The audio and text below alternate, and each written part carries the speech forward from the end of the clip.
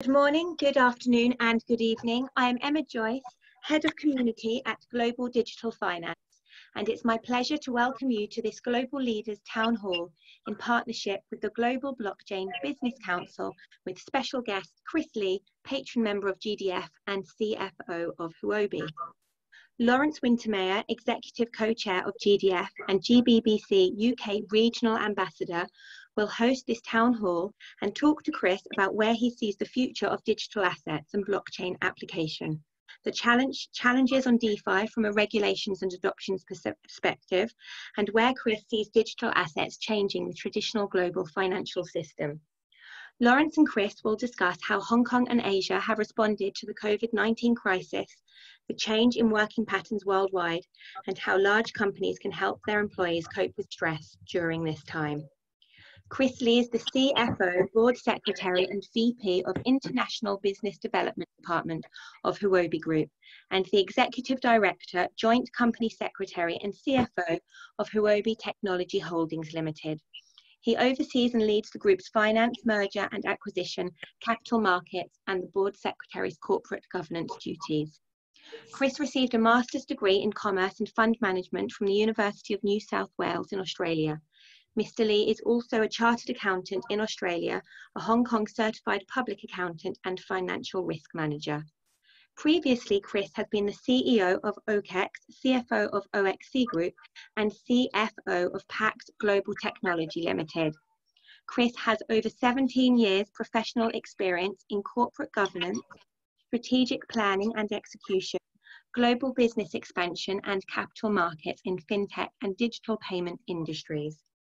We welcome and encourage your questions. If you do have a question, please feel free to submit it at any time using the Q&A box located at the bottom of your screen. I hope you enjoyed today's session, and I'd now like to welcome Lawrence and Chris. Well, thank you very much, Emma. And Chris Lee, welcome to the Leaders Town Hall series.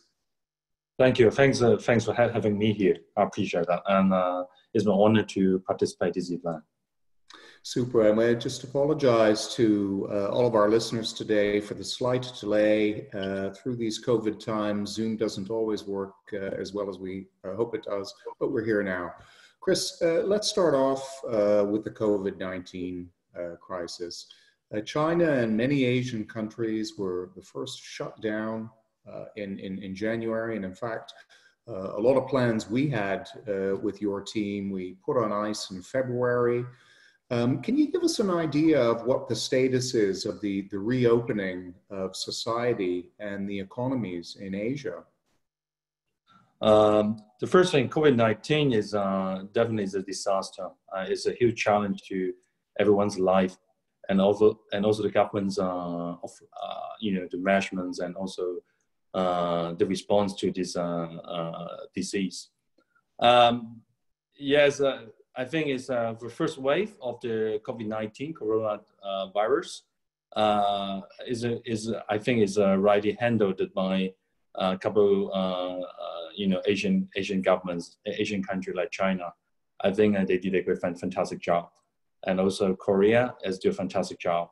So Japan sort of like now is going to ease their business culture and let the people get back to business or normal life.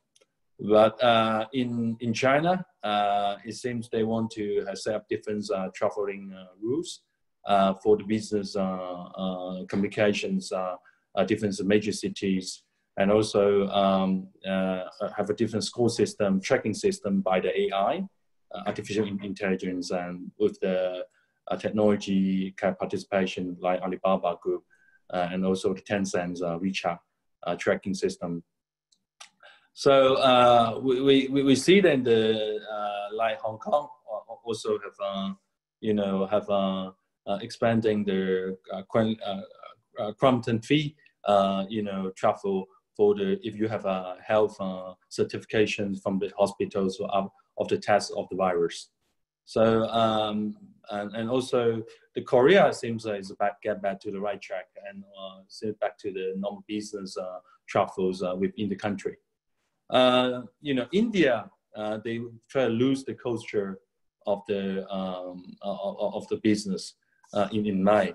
But unfortunately, we see it's growing numbers of confirmed cases recently. Daily cases is 15,000 cases in India. So now the status, I'm not that optimistic. So we can see that there's a second wave is coming. So it's a big challenge for those Asian countries. It's a proxy for what's going to happen in Europe and also North America as well. We can come back to the second wave and preparations for the second wave in a minute, but you will have noticed in the US, the UK, many European countries, central banks and governments responded to the crisis with pretty significant stimulus packages to business, some grants, loan schemes to businesses, certainly furlough schemes and support schemes for citizens. Have you seen similar schemes like this in Asia? I think definitely there's all the countries, they launch a different kind of assistance to business. In China, they launched like 4 trillion yuan RMB's stimulus package through like the fiscal spending by the government and also low the interest rate. That means the good thing is in China is the banks, the largest, the controlling shareholders are the government. So they have some kind of measurement to lower the interest rate. And the most important is give the liquidity back to the market. That actually is quite important. In China also they launched the the bond raising the funds so can have more funding to cope with the COVID-19. Majority they want to take care of the SMEs because they're going to employ lots of sizable population of the country, and also China's because it's a world factory, so they try to more like the to come back to how to reduce the rental, other fixture expenses for the factories, and also subsidies for the technology part replacement, and that's quite important on that. For Hong Kong, is the government Hong Kong launched like $10 billion to ensure the employments for the disadvantaged people. And for each Hong Kong people, they own roughly 1,100 US dollars each of them. They try to also provide subsidies for travels and housing.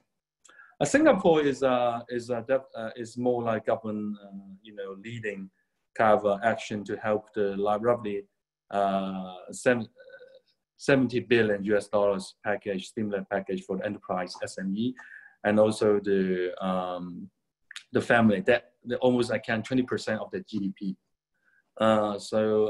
And India also have announced like 20 trillion rupee for stimulus package, because Indians is more focused on the SME and also the small business, and also try to have infrastructure. And Korean is more very have a boost in terms of a policy. They increased the like 270 trillion Korean won for the whole business stimulus package, like lose of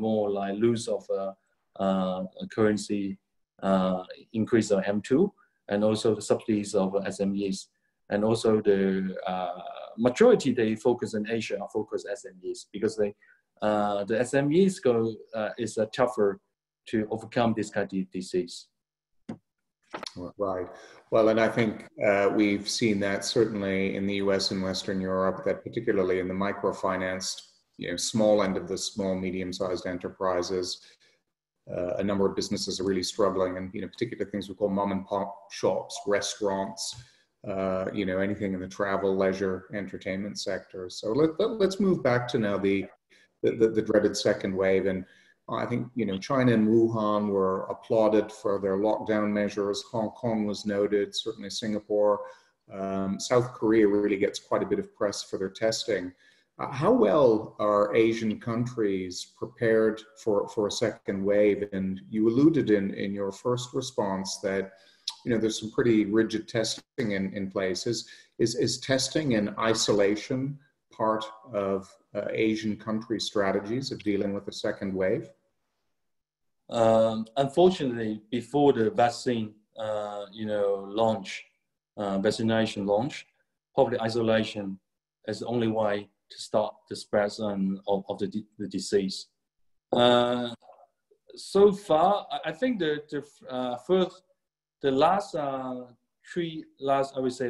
6 months experience help the Asian countries governments they cope with the virus, but it's a huge challenge. For example, like in China, just recent couple of days, it's discovered that there's a case from a salmon, restaurant salmon shops, and also in Germany, there's also frozen meat factories, or spread the whole factory is going to infect those workers.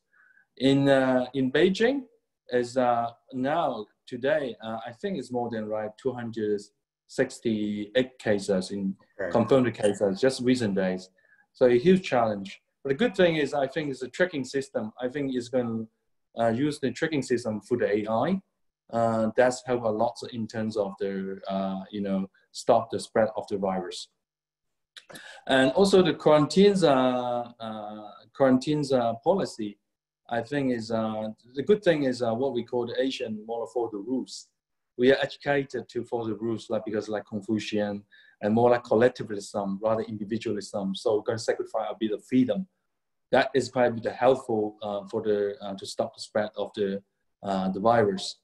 And we it tends to be more like optimistic that if we can see the COVID-19's vaccination development is still quite objective, optimistic, that even some of the cases they say they have launched their second batch of testing. So if they're doing good, they're going to launch the end of this year. So, but before that, it seems to stop the spread is the quarantine is isolation is the only way to stop that. I think the Northeast Asian countries like Japan, China, and also other regions like Hong Kong, Taiwan, Singapore, I think should be good. But other countries, I'm a bit worried about for example, like India, because the first wave of attack of the virus is already showed the results. Let's cross our fingers that that's all I think at the moment what we can do, and I'm not that optimistic for other countries, but Northeast Asian countries I think should be doing good. Well, and we've seen that, and we've seen that testing and tracking applications seem to be at the heart of a lot of the solutions. So I agree with you. Let's keep our fingers crossed and pray that this doesn't hit as significantly as people expect. But moving on to some of the practices, we had Elaine Sun, Huobi's global compliance officer, on a GDF post-COVID city report out in March, and we were fascinated by some of the policies Huobi put in place for employees shuttling into the office, getting their pre-prepared lunch packs, etc. And we were talking about this the other day, Chris. We're all on Zooms now, or Microsoft Teams, or whatever conference platforms we're using, and we've seen quite a few fundamental changes in the ways of working, which in many cases have been probably easier to adopt for more digital companies than, say, traditional banks. But how many of these changes do you think are going to be sustaining themselves moving forward? Do you think that this remote working or working from home will really become an important part of the fabric of work life after COVID-19? I think definitely the COVID-19 situation today is simply speed up what's the development trend of the technology and the ways of what we are living. For example, e-commerce is giving a hard time for the property owners, the shopping malls, and also brick and mortar shops. And for the company as itself is going to be more like decentralized. I shouldn't say decentralized, but more like distributed, well-distributed kind of working mechanism.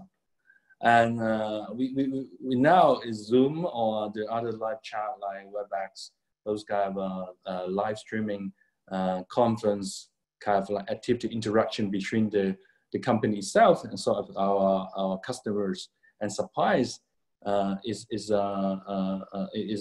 more often than normal. And the traveling seems might not be necessary to cut a deal or to reach some kind, for the negotiation of the contracts, everything. So I think it's, and so our carbon footprint cuts a lot. So definitely it's a home office and going to be a more common norm to a majority of the company. For example, in America, is home office is quite normal, but now I think it's promoted elsewhere in the world.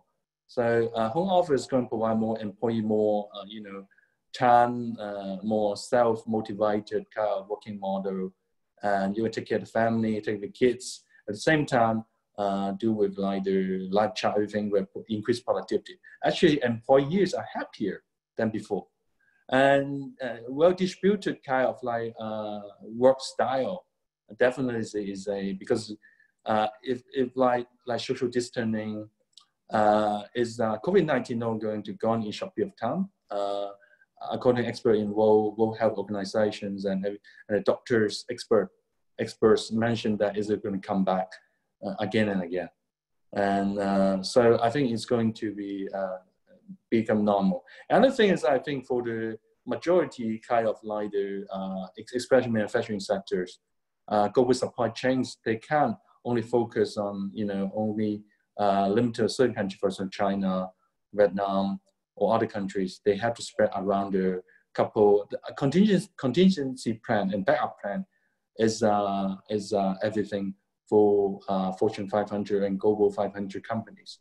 So, but there's a joke that told by, when I go online, say 80% of business not necessary to shake the hand and meet you in person. You can figure out doing a live chat, live streaming program.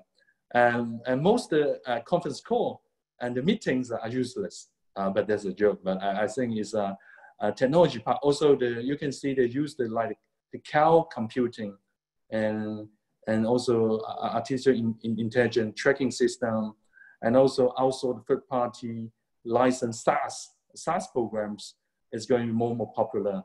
I don't think we can go back to the normal days as before, because there's more like the social, culture, and also the carbon prints for the employees is pay a heavy cost to the environment, so as any dollar sign to the company as well.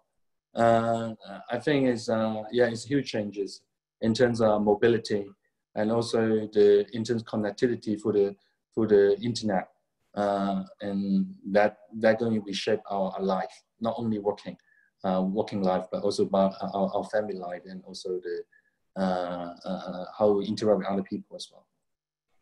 You raise a great point there, that on one hand, we're actually creating greater mobility or access or egalitarianism, and at the same time, we're helping to save the environment. I think that's an excellent point. Let's shift gears now and move on to Huobi and onto the crypto and digital space. And Huobi's top tier crypto exchange. You and your own background in exchanges and derivatives, now you've got what is one of the top 3 derivative exchanges. Again, we're speaking about this often these days, that the derivative volume is probably, I think, on total aggregate about 1/3 of the spot volume, and that's kind of come out of nowhere in sort of the past year. Can you give the listeners a view of how big Huobi is and what you're positioned to do in the marketplace, and where you sort of see the strategy of Huobi going? Huobi is established in 2013. So is a more than 7 years old company. So in blockchain kind of field, we are all somewhat like original Gunstar type of a company. We have more than 1,400 staff around the world. So we have the largest blockchain conglomerate group in the world. We invest, for example, upstream and to downstream, media, education, mining pool, mining machines, quantitative, funds, and also the other areas. So our key business are still focused on like OTC, a spot market, and also the derivatives market. These are 3 areas. We are the top tier globally. Our mission is to be provider the most efficient, convenient solutions for people to access the crypto, and hopefully they can enjoy the financial freedom kind of investment in this sector. We have more than yes, please. No, go ahead, please, Chris. So we position us as a self of we're very important about care about customers. We focus on the security part, because the crypto is always a big challenge in security cyber attack part. So we have more than 60 staff taking care of the world-class engineers, take care of the cybersecurity part. That's very important. And for the compliance part, we have a Japanese license. We are the only foreign company that own more than majority shares in Japanese license. And also we are Gibraltar licensed entity as well. And we are applying the American license and a couple key major financial sectors license as well. So compliance, security and compliance come first to us. And because the internal size of the customers, we have quite good, liquidity and provide very good, comprehensive service to accredit our institutional investors. And we are the only. I'm sorry, I apologize. No, that's okay, because I just wanted to drill down a bit more on unpack on some of that, and particularly in the US and Europe focus. And many people will be familiar with the Gibraltar license, but can you elaborate a bit more? I mean, there's so much going on, particularly in Europe. There's always a lot going on in the US. But what sort of plans do you have? We've noticed that you have a number of peers entering the UK market now. What sort of plans do you have for Europe? Europe is one of the 6 largest markets in Europe. We do have have a small team there, taking care like the institutional investor there, and also we got plans to apply the license there. And definitely, I think UK is an amazing market. We can see majority of European countries, the investor more like buy and hold, but there's much more institutional investors in UK, London, because London is one of the 3 largest traditional financial center. That's probably one of the reasons why UK. There are lots of huge demand for the cryptos, and we are increased the headcount there and have a more comprehensive team there in London. Work together with Gibraltar's team for developing the market in London. And then again, how are you looking at the US over the coming 12 to 36 months? We apply the license.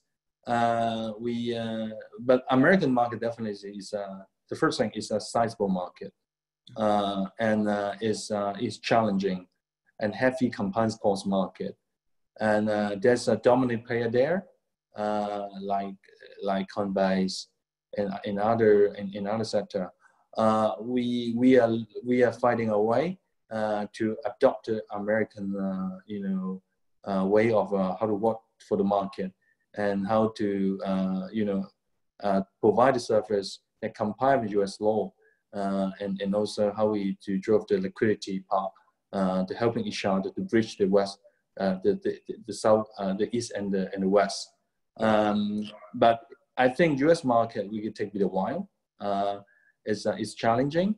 I think it's but we already there for more than 2 years. But we, as a foreign company, getting US market is always challenging.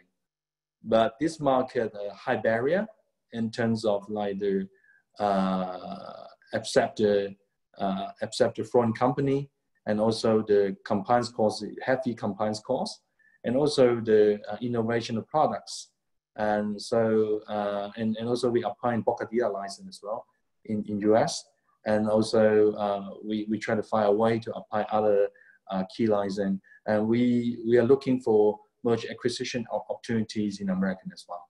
But there's a prerequisite condition that we need to be approved by the American government and also the regulators.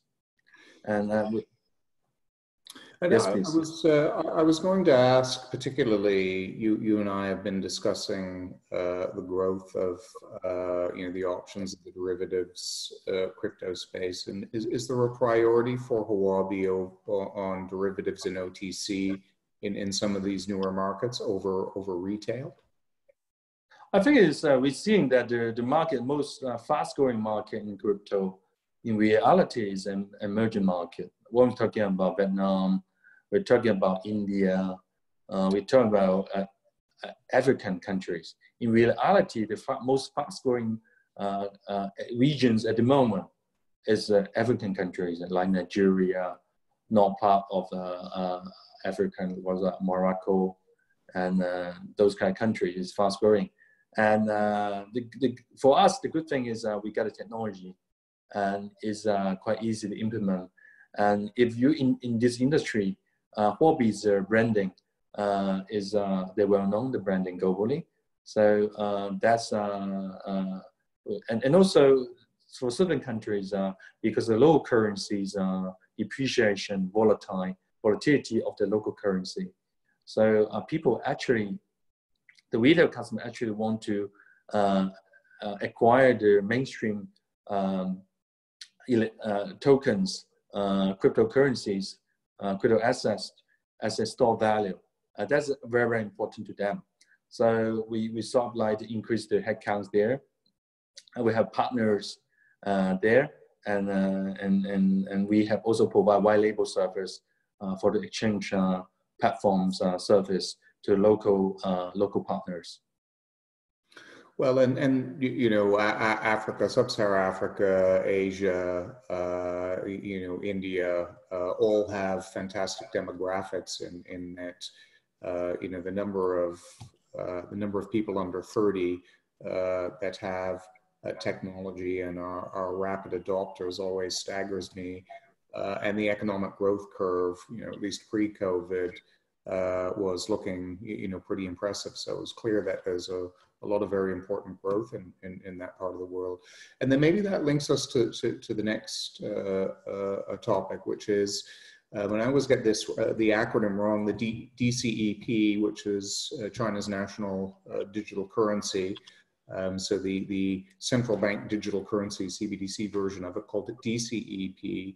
And can you give us some insight into not just that digital currency development in China, but blockchain? Because we got the signals, I think, probably last autumn that the Chinese government was really committed to blockchain, distributed ledger technologies, and of course DCEP was a part of that. But what's your view on where all of that's going over the next 12 to 36 months? And again, is DCEP an important part of a trade currency in dealing with countries like in Sub-Saharan Africa or other Asian countries?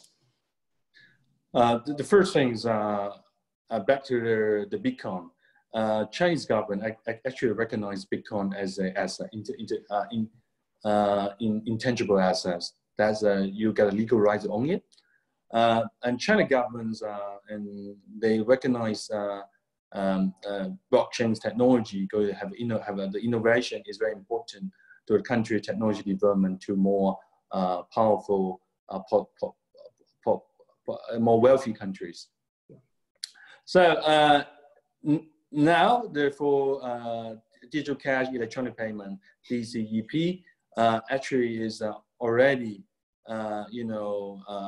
is already in promoted by the national level. They highly recognize that, and also national parliament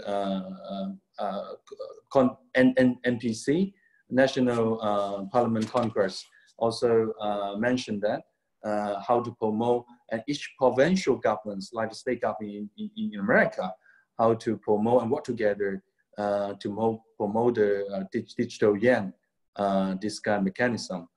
And also in May, early May, they already have a pilot program launched in couple banks, Chinese banks. So is quite quickly. They also build up the data center, well distributed data center for digital yuan. Thankful to because of COVID-19, it seems more and more important to promote cashless payment. So the good thing of DCEP, I mentioned it should be like called a more simple way, digital yuan. Digital yuan is the good thing is you can do tracking for everything, and they also, they are not using the blockchain technology, but it's more like the internet kind of money. They also have some kind of benefits or characteristic of blockchain, like there's no double spending, there's no counterfeit. They have each digital yuan have their own series of code, as going to for the use of one bell one roll, this kind of great theme of the trade, and also can help the internationalization of the RMB Chinese yuan. So we can see that in second half, it going to a massive rollout for the digital yuan activities, like the clearing, like the promotion, the banks, merchants, and also that's the first wave. And then I think is next year going to launch to other close business partners. For example, I think it's just last week, the Turkey announced they're going to settle the trade with China by RMB. So you can imagine that the RMB they're going to settle, and by the digital yuan, you can see that it's a huge impact on the scope or the business group or the FX trading and kind of activities in the world.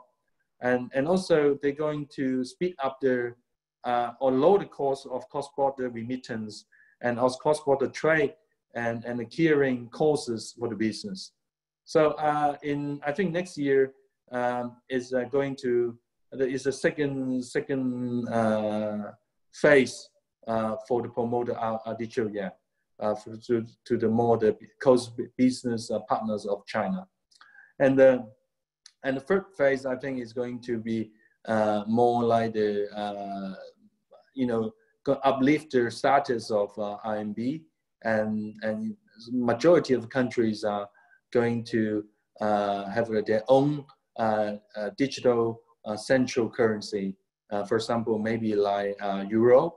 I would not surprise in the end of next year, Euro going to announce their own digital Euro, and that they're going to be a phenomenon, and majority of the key economy going to have a digital yuan based on blockchain concepts, and they're going and also increase the cashless payment and also NFC technology, more like the offline online payment kind of omni-channel kind of technology integration for majority of the e-commerce and bit and motors kind of transactions.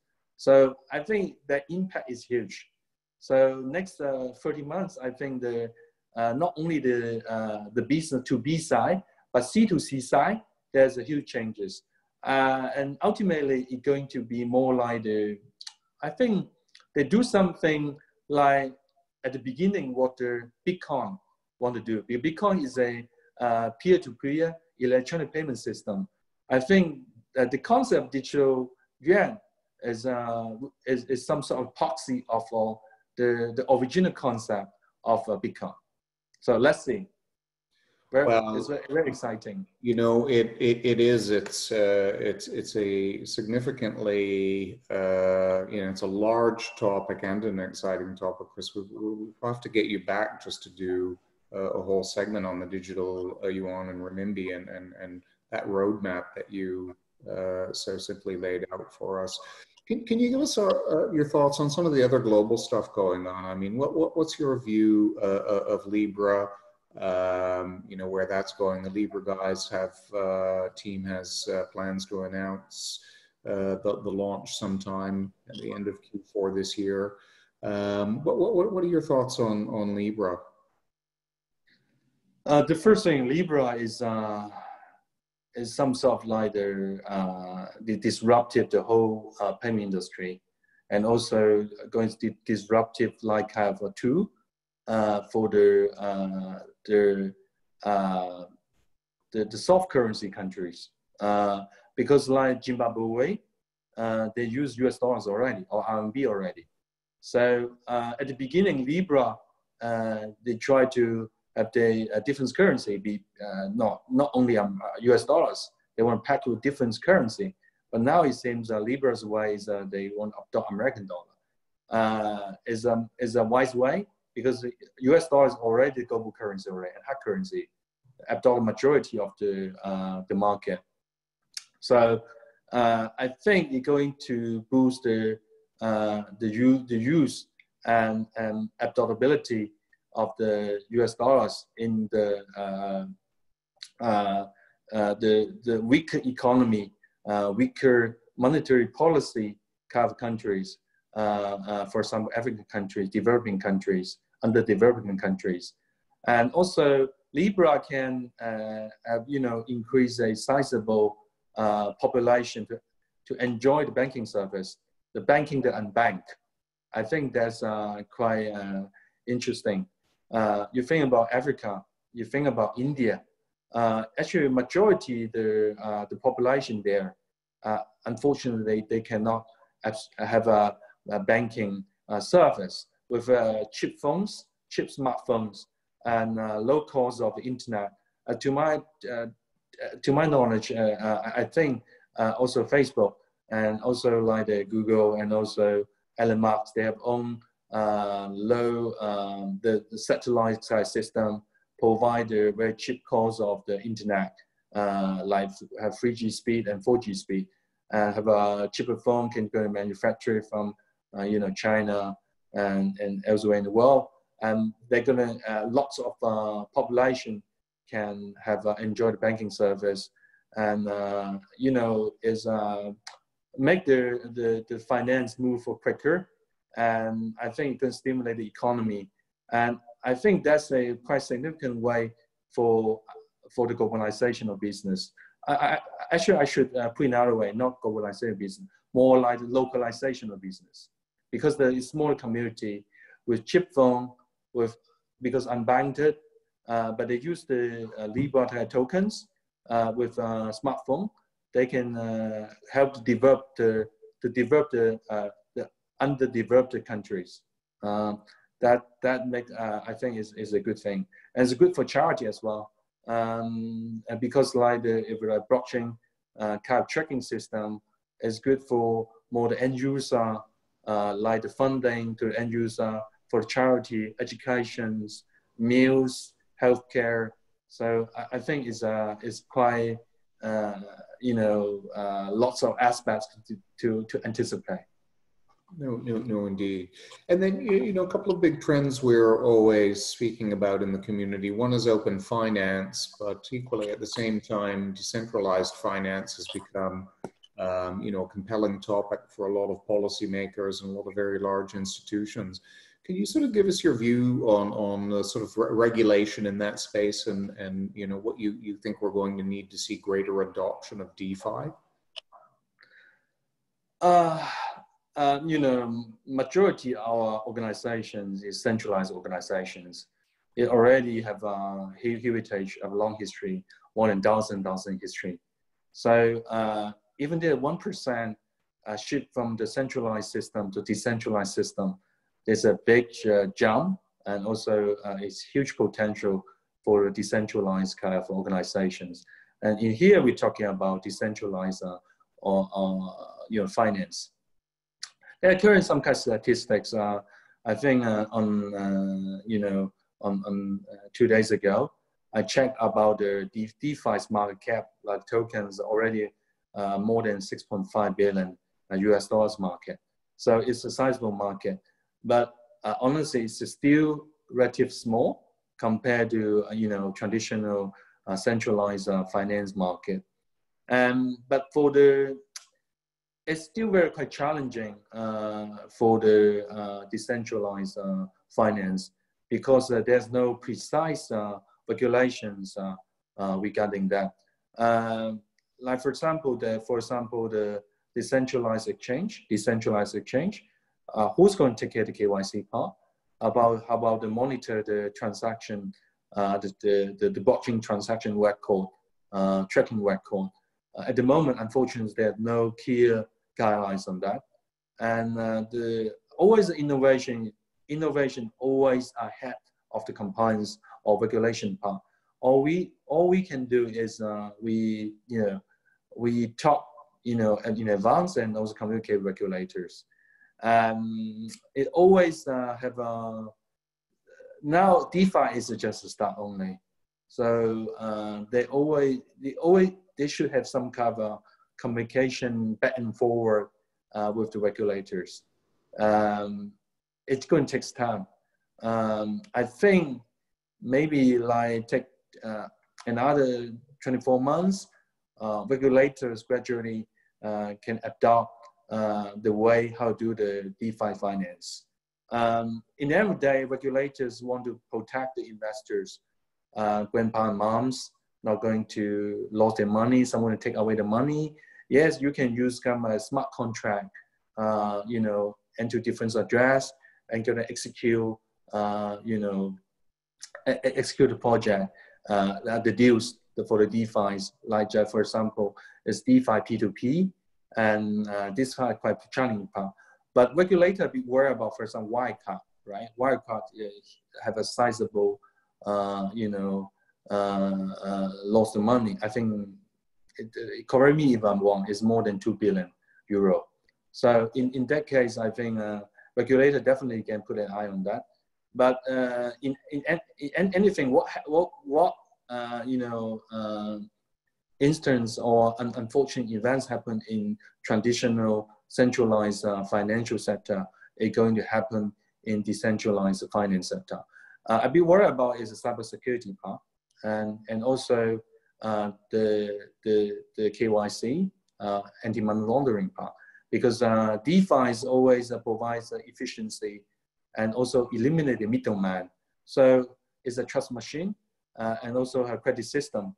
But unfortunately, they have no clear guideline, clear cut between the decentralized and centralized requirements. At the moment, unfortunately, it's no.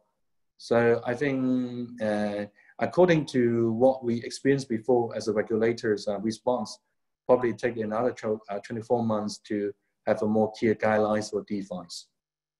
But cybersecurity is a huge challenge for the DeFi. Yes, no, absolutely, and a topic that we're just really starting to find our way with regulators and find the language of taxonomy to discuss things with. You're absolutely right. I'd Wirecard down as a 1.2 billion euro balance sheet hole or loss, so okay. I'll have to keep our eyes on that. And then lastly, Chris, before we wrap up, can you give us an idea of what some of the sort of bigger challenges or barriers that you face as you go forward? I think the first thing is the education of blockchain, the concept behind. That majority of people only think about blockchain is a Bitcoin. So in reality, blockchain is blockchain technology is the system, decentralized distributed system, under the Bitcoin technology. And I think education is a huge challenge.